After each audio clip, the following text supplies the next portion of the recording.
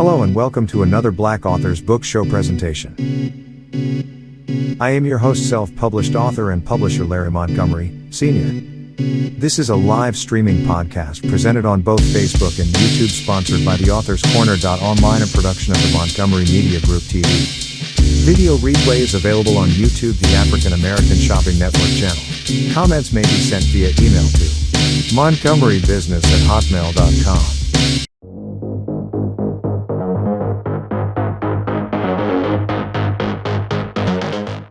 The Black Authors Book Show is looking for Black authors to showcase their latest projects and get the word out about their book. We will put you in front of 2 million readers with each podcast for less than you pay for lunch. Hooray, and schedule your live book show today. Email us at montgomerybusiness@hotmail.com.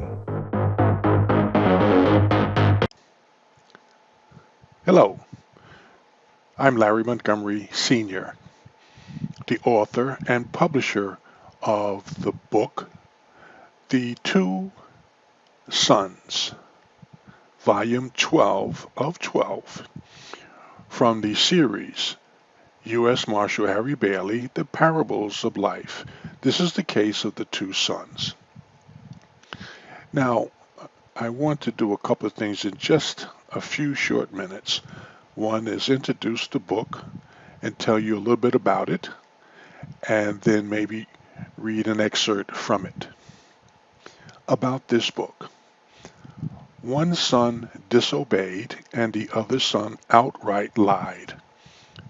Twin brothers, who each say the other lost a valuable list of names, dates, and times, are being investigated as possible accessories in a string of burglaries, one of which went horribly wrong when 2 responding police officers were killed.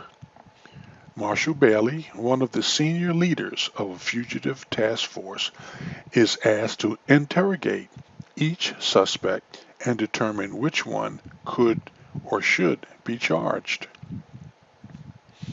Now, U.S. Supreme Court Judge Gerald C. Martin, the father of the accused twins, has been put into protective custody as a material witness in a string of felony robberies, which resulted in 2 responding police officers being gunned down in the judge's own upscale neighborhood.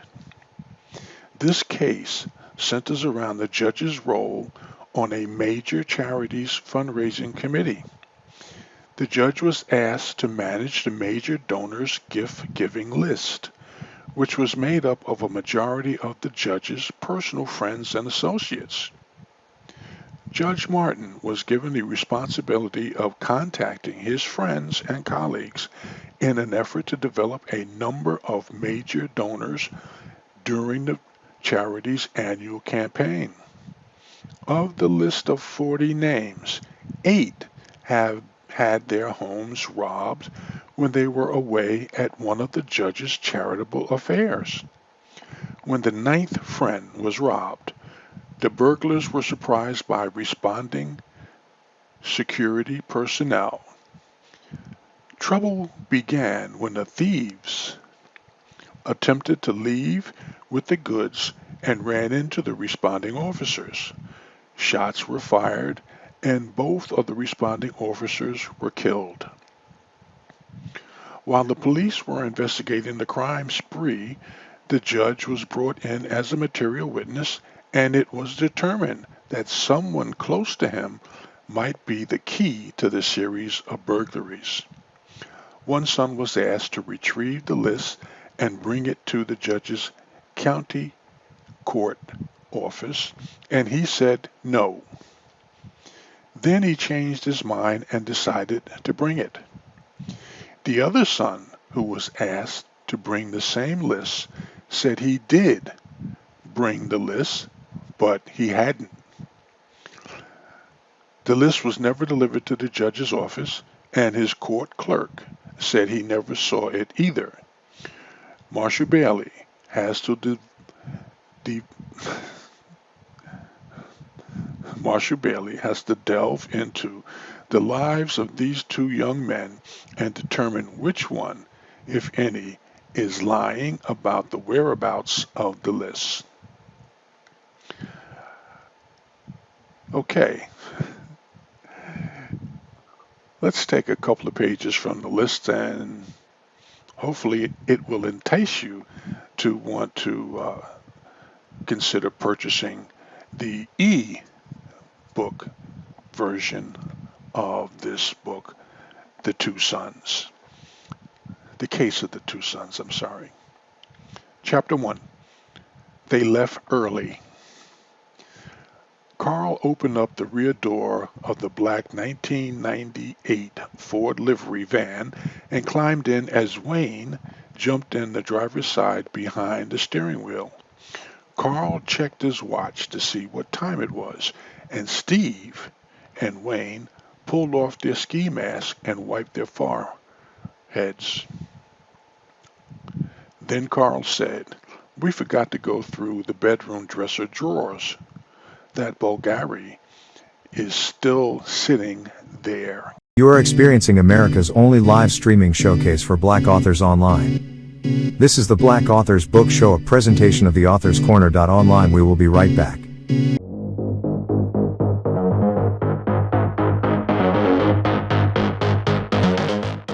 The Black Authors Book Show is looking for Black authors to showcase their latest projects and get the word out about their book. We will put you in front of 2 million readers with each podcast for less than you pay for lunch. Hooray, and schedule your live book show today.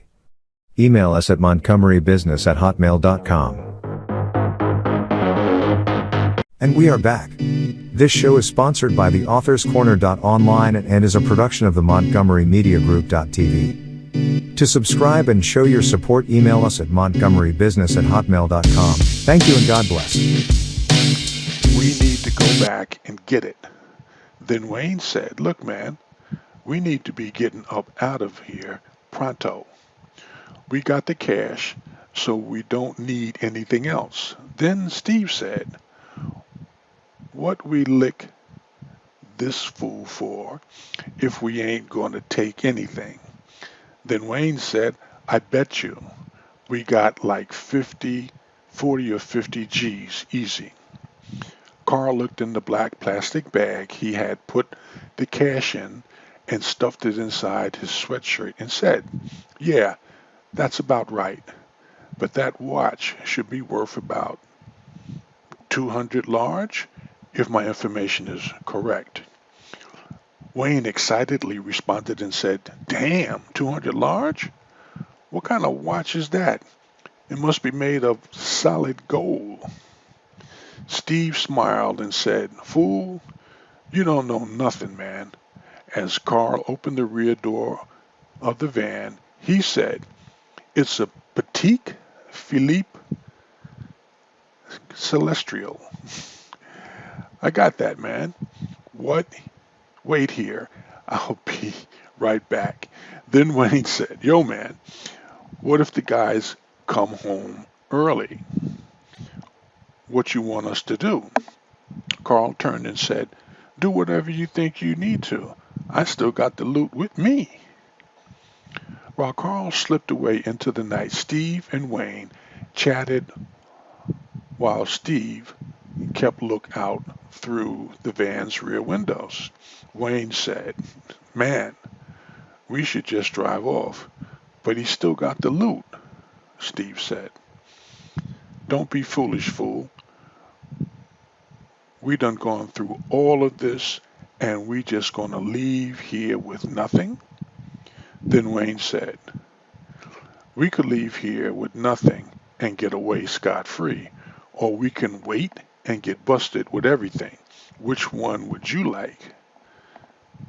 Steve responded, "Keep your voice down, fool. Besides, all of my loot is still in his hands." "What do you mean?" Steve responded and said, "All the jobs that me and him have pulled. The stash is in a safe deposit box, and he has one key and I have the other. So if he gets caught, I'm screwed too. Wayne said, "Oh wow, that's a good idea. I knew it was too good to be true." "What you talking about, Wayne?" Wayne responded, "Carl got me into the same setup. I got one key and he got the other. I was wondering how he figured that out." "Man, you crazy. How else he gonna protect his share with a fool like you on his team?" Wayne said, "Man, you need to stop calling me a fool because I've known Carl a long time and don't sleep on him. He'll get you and you be got." Then Steve said, "Yeah, I heard the same thing, but I got a trick up my sleeve so I ain't worried." "You got your key stash too?" "Man, I ain't no fool either. Even though I might act crazy, my mama didn't raise no fool. My key is in a safe spot too." As Carl re-entered the sprawling 10,000 square foot mansion, butler's entrance, an eerie feeling came over him and he began to sweat profusely. Once upstairs in the master suite, as he reached in a jewelry box on what looked like the homeowner's dresser, he noticed a pair of headlights flash on and off through the window. He stepped to the window and peered out. What he saw confirmed that earlier eerie feeling. That feeling may have been a premonition of impending danger from the two neighborhood security guards who were running up to the back of the house with guns drawn. Immediately, Carl grabbed the entire jewelry box and began to race to the butler's suite. He could hear the security guards coming in the back door as he slipped into the suite. Once in the suite, Carl quickly found his way to the front door to make his way back to the van.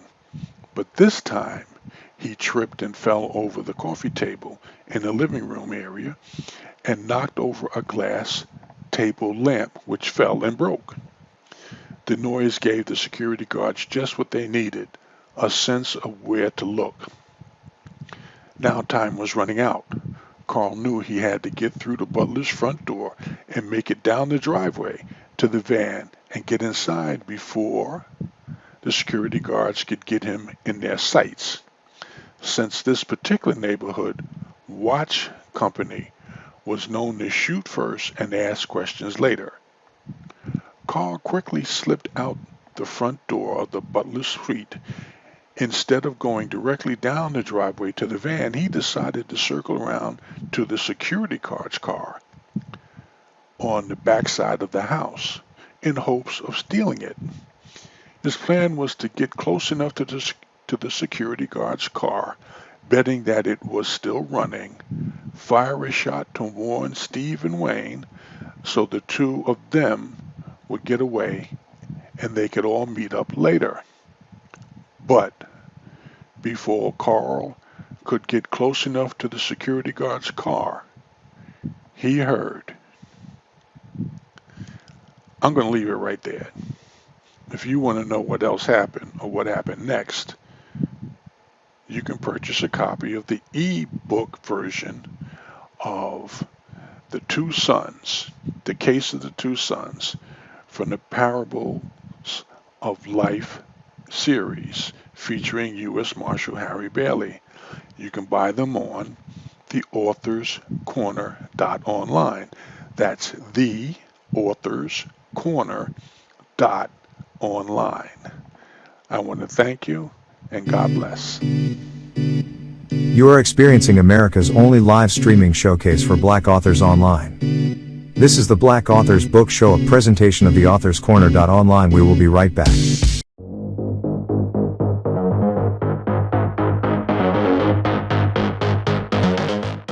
The Black Authors Book Show is looking for Black authors to showcase their latest projects and get the word out about their book.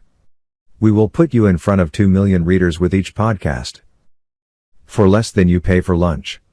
Hooray and schedule your live book show today.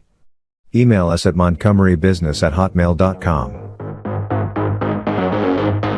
You have just experienced America's only live streaming showcase for Black authors online. This is the Black Authors Book Show. Join us again next week right here. This show was sponsored by the Authors Corner. Online and is a presentation of the Montgomery Media Group TV. To subscribe and support our effort, please email us at montgomerybusiness@hotmail.com. Thank you and God bless.